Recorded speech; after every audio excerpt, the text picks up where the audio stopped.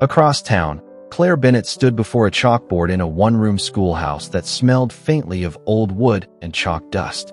She was 32, with auburn hair usually tied back and eyes that carried both warmth and worry. She had come to Maple Creek 5 years ago to teach, drawn by the promise of quiet living and community. But lately, she had seen how hard life had become for her students' families. Lunchboxes came lighter. Smiles dimmed. Still, she taught with unwavering spirit, believing that if she could keep the children's hope alive, maybe the town's spirit wouldn't fade entirely. One boy, though, had caught her attention more than most. Jamie, a quiet 9-year-old orphan who often lingered after class. Jamie had come to Maple Creek 2 years earlier when a foster family from the village took him in after his parents died in a highway accident. He spoke little of his past, but sometimes Claire caught him staring out the window toward the hills, lost in thoughts no child should have. "Jamie," she said gently one afternoon as he erased the board, "you ever think about what you want to be when you grow up?" He shrugged. "I guess someone who helps." Claire smiled. "That's a good start." The summer storm arrived without warning.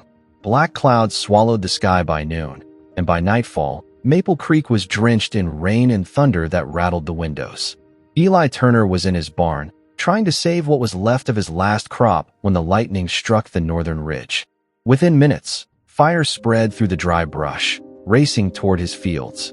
He grabbed his old truck and tore down the dirt road, headlights flashing against sheets of rain. By dawn, half the ridge was scorched black. The next morning's newspaper headline read, "Wildfire Ravages Turner Farm, Family Legacy in Ashes."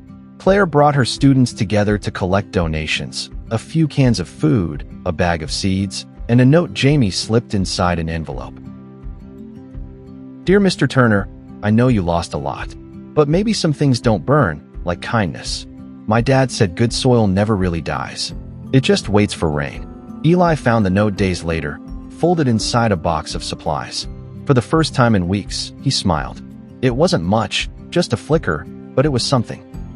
Weeks passed. The fire damage left the soil gray and brittle. Eli thought about selling the land, moving to the city to work construction. But one morning, as he stood by the creek, he saw Jamie kneeling near the bank, scooping mud into a tin can. "What are you doing, kid?" Eli called out. Jamie looked up, startled, trying to see if things can grow again. "Miss Bennett says even burned ground can heal if you give it care." Eli chuckled, a deep, dry laugh he hadn't used in a while. "That's a big dream for a small can." Jamie looked serious. "Dreams start small, right?" Something about that line, "Dreams start small," stayed with Eli all day. That evening, he walked into his barn, cleared off an old workbench, and found a pack of seeds he'd nearly thrown away. He planted them by the creek. Just a few rows. No one noticed. But every morning he returned, watered them with what little water he could spare, and waited. For years, Maple Creek had hosted an annual harvest festival.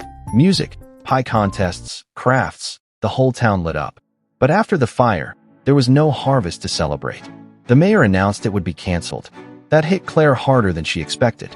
The festival had been a symbol, proof that Maple Creek still believed in itself.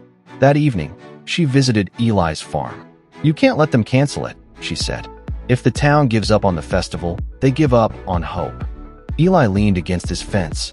"There's nothing left to celebrate, Claire. People are tired." Jamie, who had come along with her, stepped forward. "What if we make a new reason?" he said. "Not a harvest festival, a hope fair. We can show what we're growing, even if it's just a start." Eli looked down at him, surprised. "You've been talking to your teacher too much, kid." But that night, he couldn't sleep. The boy's idea sparked something old in him, a stubborn pride that refused to die. By midsummer, a miracle began. Tiny green shoots broke through the black soil by the creek. Eli knelt beside them, touching the fragile leaves with rough fingers. The land was healing. Word spread through town. Kids came to see it after school. The grocer offered some tools. The retired mechanic lent his old water pump. Soon, neighbors who hadn't spoken in months began working side by side, clearing burnt brush and turning soil. Claire organized volunteers, turning the schoolyard into a seedling nursery. Jamie spent every free moment helping Eli, his small hands caked with mud. One evening, as the sun dipped low, Eli looked at Jamie and said quietly, "You know, kid, You might have just saved this farm. Jamie grinned. Maybe we both did. By September, Maple Creek looked different. Not rich, not perfect, but alive again. The fields shimmered with green. The air smelled of hay and wood smoke, and laughter returned to the streets. The townsfolk gathered to plan the first Hope Fair. There would be music, local crafts, a bake sale, and a display of the rebirth garden by the creek. On the morning of the fair, Eli woke before dawn. He looked out at the fields, the barn freshly painted red again with help from neighbors. For the first time in years, the horizon looked like promise, not loss. At the fairgrounds, Claire stood near the main tent, her students setting up posters that read, "Maple Creek, where hope takes root." Jamie tugged her sleeve.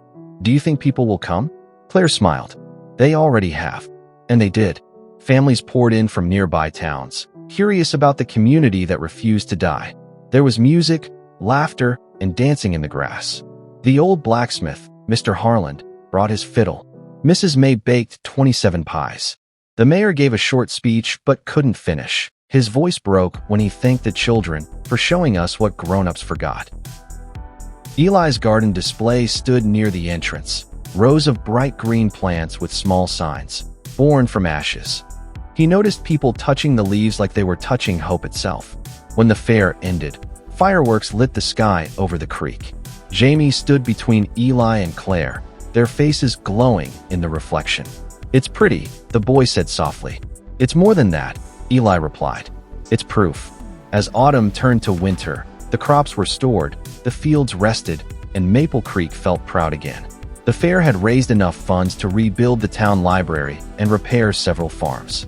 But life was still not easy. There were days when the cold cut deep and bills came due. Yet something in the town had changed. They had learned to fight as one. One snowy morning, Eli received a letter, handwritten, smudged with ink. "Dear Mr. Turner, thank you for letting me help. I learned that even small people can do big things if someone believes in them. I'm going to plant something too. Maybe not crops, but dreams." Jamie. The boy had been adopted by a family in the next county.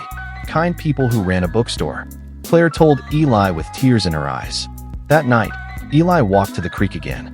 The field lay quiet under snow, but he could still see the rows beneath, sleeping, waiting. He thought of the boy's laughter, the teacher's courage, and the town's rebirth. He whispered into the cold wind, "Thank you, son." Spring returned as it always does, but this time it felt like the whole valley breathed easier. New saplings lined the road. The church bell rang brighter, and the people walked with lighter steps. Claire still taught at the schoolhouse, though she now also ran an after-school program called the Seed Club, where children learned gardening and kindness in equal measure. Eli's farm flourished again. The soil, once black and dead, now gave life to golden wheat that swayed like waves. One evening, as the sun melted into the hills, Claire visited the farm. She stood with Eli by the creek, the same spot where it all began. "You ever think," she said softly, "how much this town owes one small boy?" Eli nodded. "And one stubborn teacher." They laughed, watching fireflies blink in the twilight. Above them, the first stars began to shimmer. Claire pointed upward. "Look, the light's back." Eli followed her gaze. The reflection of the starlight shimmered across the creek's surface, gentle, unbroken, eternal. "Maple Creek's got its light again," he said. "And maybe it always did. We just had to remember how to see it." Years later, travelers passing through Maple Creek often stopped by the small roadside sign that read, "Welcome to Maple Creek, rebuilt by hope." They'd see children tending gardens outside the school, families waving from porches, and an old farmer's red barn shining in the sun. And sometimes, if you listened closely by the creek, you could almost hear a child's voice saying, "Dreams start small." And somewhere, the wind would carry back the whisper of a man's voice, strong, grateful, alive. But they grow if you care. Because in Maple Creek, they had learned the simplest, truest lesson of all. Hope, once planted, never dies.